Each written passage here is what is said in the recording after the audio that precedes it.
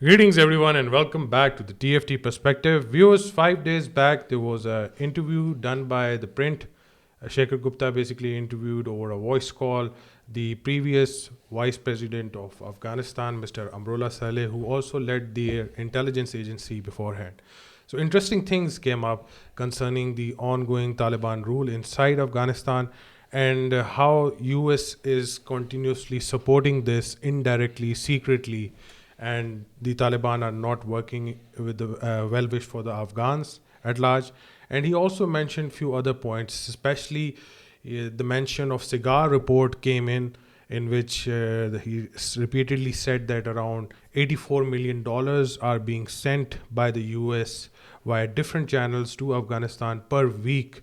This amounts to a tremendous amount of money. Where that money is going, what is it being used for? There are all question marks, especially right after the Doha agreement that was signed right before the withdrawal of the U.S. forces from Afghanistan. To discuss this issue, we have with us Mr. Waqar Korvi. Sir, the interview was pretty long, around 1 hour 40 minutes of thorough discussion. Mr. Amrullah Saleh has been very anti-Pakistan as well. We all know that, but he was very much concerned about his homeland, especially how basically I would say the US backstabbed the previous regime inside Afghanistan, and that he mentioned repeatedly in the interview that it was a coup d'etat by the US against the Ghani regime inside Afghanistan, and that whatever is happening right now from Afghanistan, that is sponsorship of terrorism, is solely responsibility of the US. How do you see that? I think Amrullah Saleh is quite an intelligent and interesting character, although in the heart of his heart he's been anti-Pakistan. But he's being interviewed by an Indian outlet. And Shekhar Gupta, we know, how he has worked with the research analysis wing. And I feel this is a kind of dual game being played by India. That on one side, Mr. J.P. Singh met Mullah Mujahid Umar in Afghanistan with a lot of tweets shown to the entire region that India is standing with Taliban, and probably India is going to allow them to start opening the Afghan embassy in Delhi and accept them, maybe in some, I would say, capacity. On the other side, they are also now trying to highlight that they are very comfortable with the Northern Alliance, or the, let's say, there's a joint resistance which is coming up in Afghanistan. There are, I think, very interesting thing. Main thing is to find out what is the crux of the entire talk. Mm-hmm. I think Amrullah Saleh inadvertently also shamed India, because he did mention that if it is just geopolitics and we want to do, some brownie points and let's say exploit the situation, it's okay. But morally, India was basically on the wrong side by supporting that. But as I mentioned in the last podcast also, in some of the vlogs, that basically it's Chankia's, philosophy that enemy of my enemy is my friend. Although Pakistan and Afghanistan are not enemies, but this is the perception. The other important thing is why he's in a hiding. It's a kind of hiding. When Shekhar Gupta asked that I couldn't disclose the location, so he said that's why he didn't even appear on the video. So it means that he has some threat from whom we don't know. It appears that he is in some Eastern European country, maybe in Russia. We don't know. So it means that the Northern Alliance or the resistance is now basically also not finding it very comfortable to operate from the Western lands. And then also we should connect it with, I think, two more interviews which have come up in recent past. One was of Sarah Adams in Sean Ryan show. And Amateur Masood. And Ahmed Masood. Ahmed Masood, yeah. Son of Ahmed Shah Masood. And they also kind of express similar sentiment, I would say. Although Amrullah Saleh has come up with a lot of detail, which I think we need to dissect. So all told, it's a very interesting interview. And I feel that those in Pakistan or in the region, Iran, Central Asia, China must, I think, listen to, especially the first part of the interview, that how basically the opposition to Taliban is thinking about it, how much data they have, how much information is there. And as he claimed that in case US withdraws the financial support, Taliban route will collapse in a 6 months period. Mm-hmm. So that's the interesting part. He also mentioned that the money is being tracked, moves to Iraq first, and then is directly shipped to Afghanistan via different planes. So he also mentioned that literally a lot of currency is also being printed, especially the Afghan currency is being printed outside Afghanistan, not within Afghanistan. So he's saying that a lot of European countries have chosen this option in order to support the current Taliban regime. Although we see and witness that America has been, held as a very esteemed point as the moral policing bravado chest of, the global politics. But here, in fact, it seems that they don't really care what's happening on ground inside Afghanistan, especially when it comes to rights of women, access to girl education, and all these aspects as well, and the great ethnic divide, which is res- resulted into civil wars that have been ongoing in Afghanistan for such a long time. So, how do you draw a conclusion from this interview in particular? Because if you can see that previously Afghanistan was again completely being run by the Americans, and now it seems to be the same thing again. In fact, I would say that America has become one of the major financial donors for Afghanistan, whether they send it directly or indirectly via NGOs.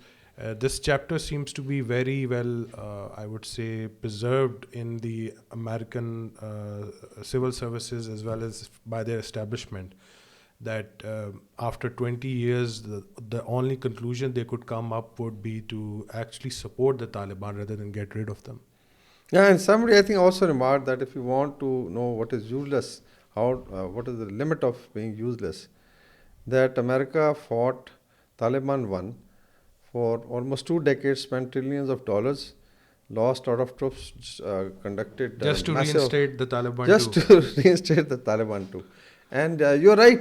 I think if you look at the way the deep state operates, it's very, I think, funny. But definitely, America has their own interests. I think the analogies of I think Vietnam. Mhm. Remember then Vietnam War was the longest war the Americans fought before Afghanistan, and in that there was definitely they were thrown out of Saigon. We know how their helicopter of the ambassador was then finally flew from the governor's palace. When the Almost similar scenes were being observed in exactly Kabul as well. yeah, but US was also able to turn the entire thing 180-degree within 5 years in Vietnam. They were able to pitch the Vietnamese against the Chinese. And now, if you look at the American imports coming from Vietnam, Or outsourcing of their goods offshore, in Vietnam. so Vietnam has become now a partner. And still, there are, I think hundreds of U.S. veterans who are missing, who couldn't be recovered in Vietnam. So that is one. The other is, I think, the details. I think the important thing in the interview is how much information is available with Amrullah Saleh, which I would say that even our intelligence should have a look into it, how things are shaping up. Mhm. Uh, he also pointed out that Afghan currency, Afghani, was stronger than the Indian currency vis-a-vis Yes. dollar, although Yes. Afghanistan doesn't have it. And there is also a perception in Pakistan. Every time they will compare. Mhm. That look, the one currency. I always tell them that, okay, if currency is the parameter, then I think almost 50,000 Irani Rial is $1. Yeah. So it's not. Definitely, Iranian GDP or per capita income is better than Pakistan. Same as Indonesia.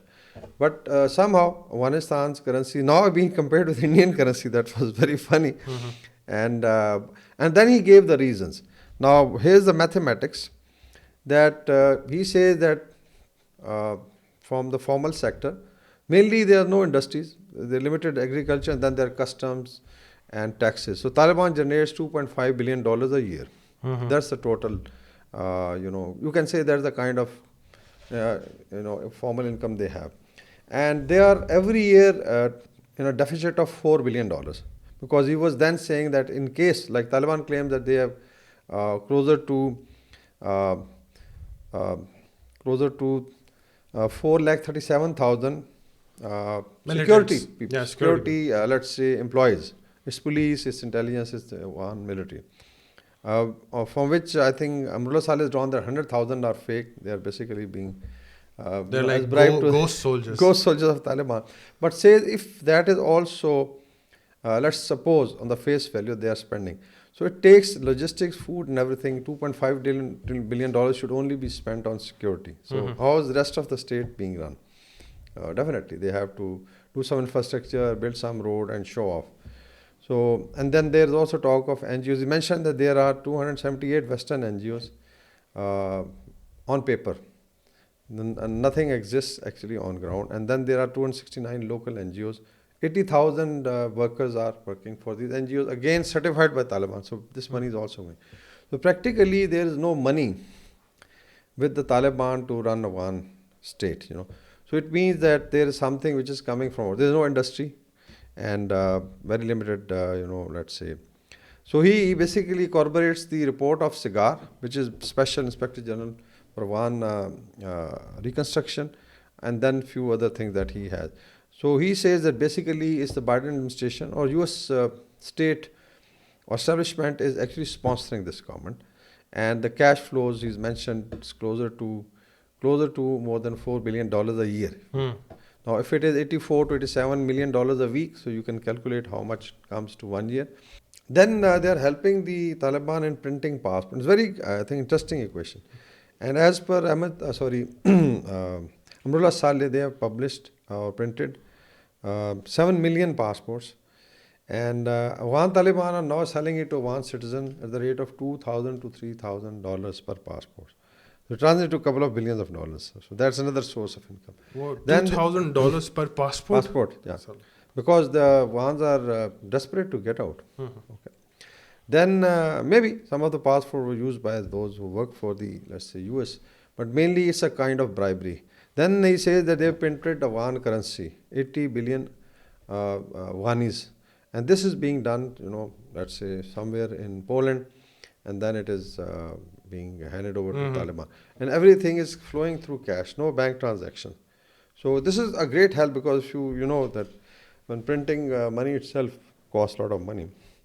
So all told, these are the kind of, and we don't know, these are the figures which have come out, that what is actually happening. So if Afghan Taliban have got closer to, if you calculate all this, is $25 billion in last 3 years, or now closer to 4 years. Just imagine that why Afghan currency should not be, appear stronger. Otherwise, it's basically worthless. The other thing is that he says that in case US stops this for 6 months, the system would collapse because definitely it will become unsustainable. So I think these are some of the important figures.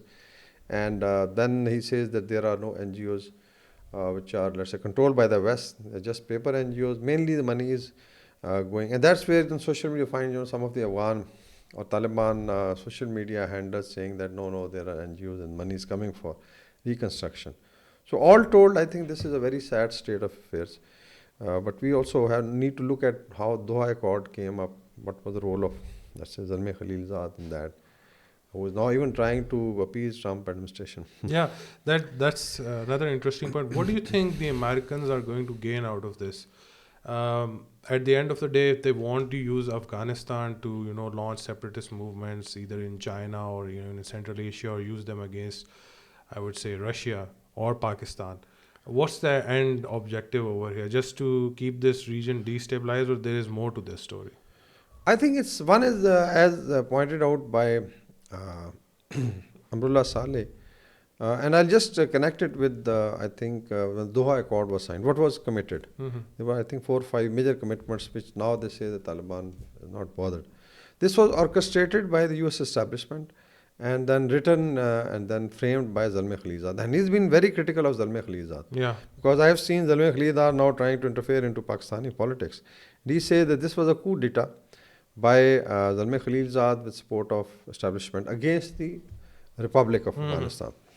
And so there were certain conditions which were not known, there were certain conditions which were known, and now Taliban have also, let's say, he says that he has got control of some of the documents which actually are clear violation of Doha Agreement also. And there are 4 points in that. So Amrullah Saleh has been able to get this internal communication within senior Taliban ranks. He says, 1, woman, same status, 20 million women will be shoved into their houses, they will not be allowed to go. There are no schools for women and girls, no work for women. So this was one of the conditions in Doha Agreement gone. The other is that they will not respect Afghanistan's signatures on treaties and conventions in the past. Hmm. Just imagine. So it means that even if they are regional countries, there are treaties, UN, even Doha agreement, so they will not. So it means basically it's a lawless, basically assembly of thugs. And then he says there is no constitutional path. Hmm. Internal communication says because the moment they go into a there is no written constitution in Afghanistan. No. They say that it's a interpretation of Sharia law. It's only known to their let's say clergy or senior leadership. Their own interpretation. Their of own that, interpretation, yeah. which he says that 57 Islamic countries have not accepted.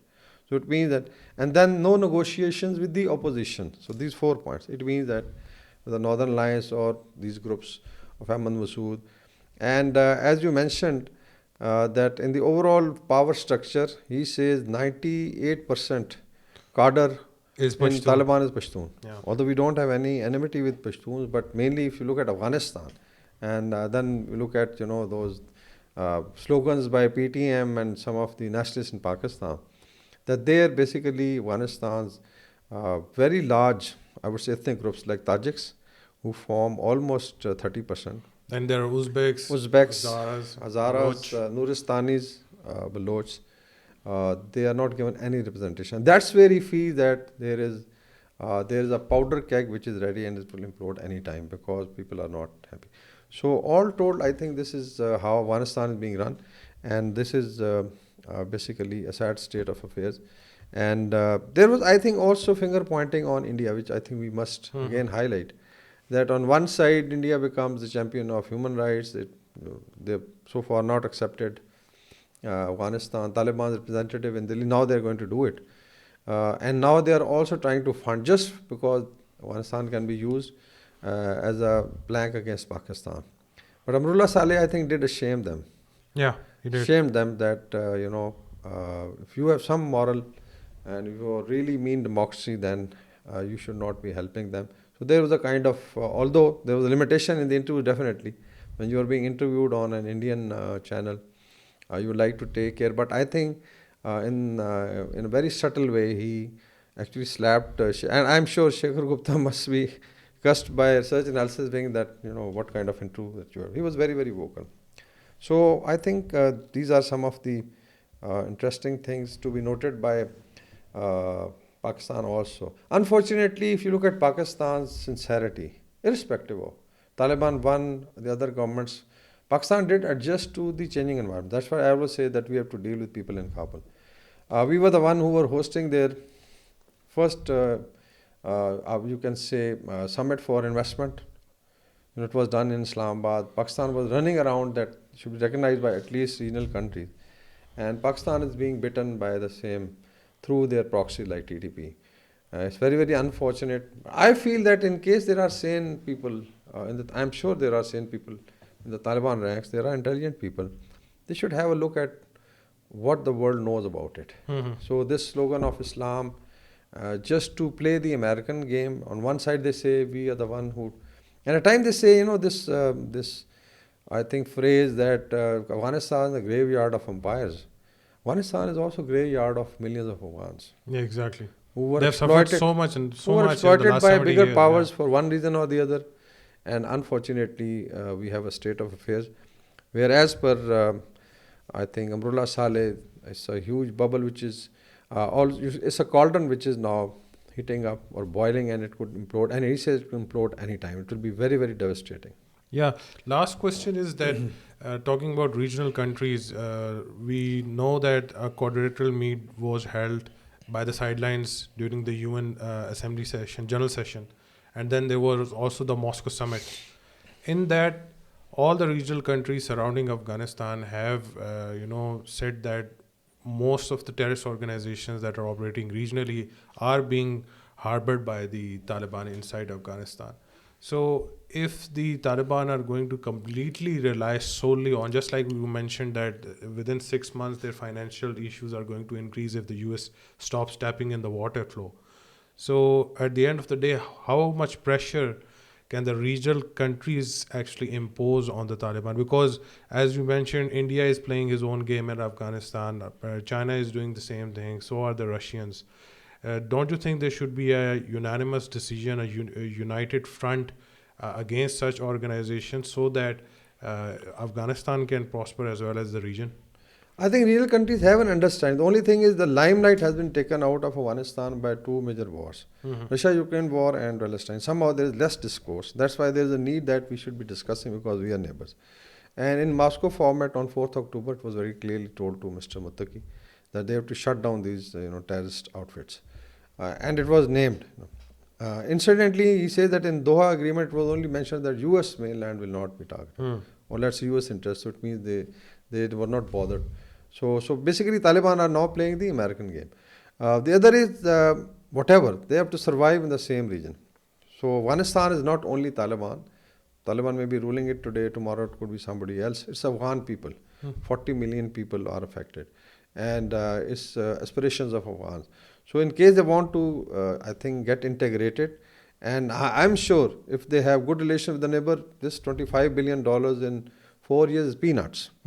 They could have their GDP, that's why I say that so far Taliban GDP is smaller than Faisalabad because it's not natural that you take cash and imagine tomorrow the dollar collapses. So what happens to their economy? So I'm sure there are some saner voices. We can get integrated. They should not be listening to spoilers like India or playing the games of big powers. Like China is doing it through investment. Russia is also trying to kind of take them into confidence. And then Iran is apprehensive, building a wall. Pakistan is doing both ways, trying to fight the terrorism and still engage them. So I think they should look at the positive signs because ultimately it's the regional countries, the neighbors that Afghans have to live for centuries, inshallah, to come, and not the Americans or Indians. Yeah, that's exactly the neighbors the Afghans are going to live with. Let's hope peace and prosperity does come in the region. Thank you so much for watching us. Please do leave a like and subscribe our channel. Bye bye.